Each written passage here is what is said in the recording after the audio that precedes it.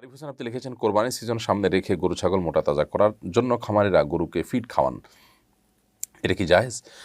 কোরবানির মৌসুম শুধু নয়, সারা বছর জুড়ে অনেকে এটা করে থাকেন। গরু ছাগল মোটা তাজা করার জন্য বিভিন্ন ওষুধ ইত্যাদি তাদেরকে খাওয়ান, এবং এমন কিছু খাওয়ান যা গরুর শরীর হয়ে মানুষের শরীরে প্রবেশ করে এবং মানুষকে ধ্বংসের দিকে নিয়ে যায়, এবং এগুলোর ফলশ্রুতিতে বড় বড় ব্যাধিতে মানুষ আক্রান্ত হয়ে যায়।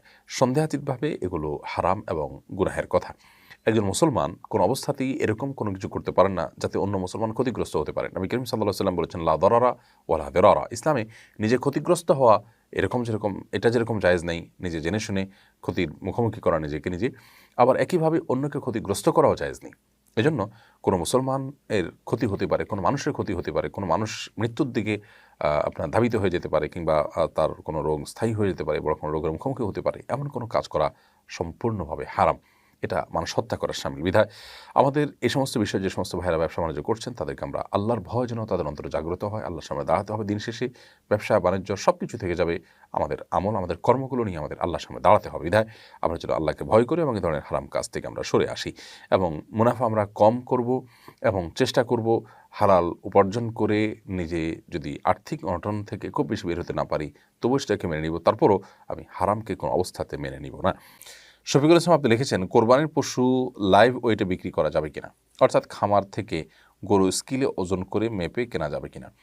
শুধুমাত্র আমি এটা ন্যায্য মূল্য দিয়ে কিনছি নাকি আমি ন্যায্য মূল্য এর সাথে বেশি দিয়ে কিনতে হচ্ছে, এ বিষয়টাকে জাজ করার জন্য আপনি এ ধরনের স্কিলের ব্যবহার করতে পারেন।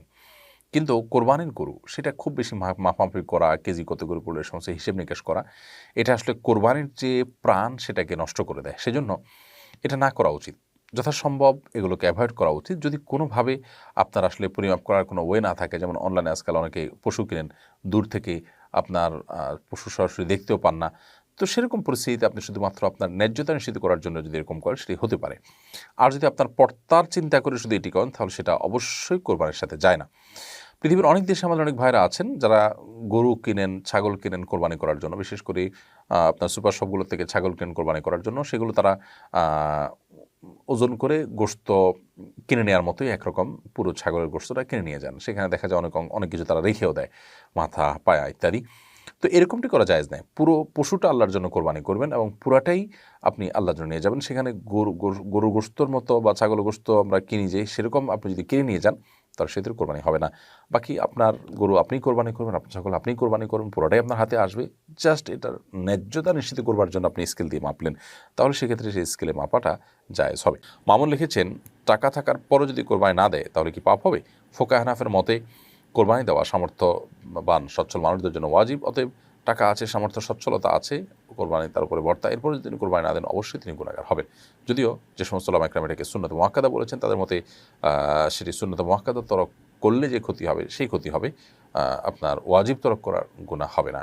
কিন্তু সর্বাবস্থায় গুনাহ বা ক্ষতি হবে এতে কোনো সন্দেহ নেই, কারণ সুন্নত মুআক্কাদারাও ওয়াজিবের প্রায় কাছাকাছি। যাই হোক, তো আমার দেশে বেশিরভাগ মানুষ হানাফি থট ফলো করেন। সে থটের আলোকে সচ্ছলতা থাকার পরও যদি কেউ কোরবানি না দেন তিনি অবশ্যই গুনাহগার হবেন। তরিক রাকিব আপনি লিখেছেন, মৃত ব্যক্তির জন্য কোরবানি করার বিধান ও পদ্ধতি জানতে চাই। মৃত ব্যক্তির জন্য কোরবানি করা, তার তরফ থেকে কোরবানি করা জায়েজ আছে।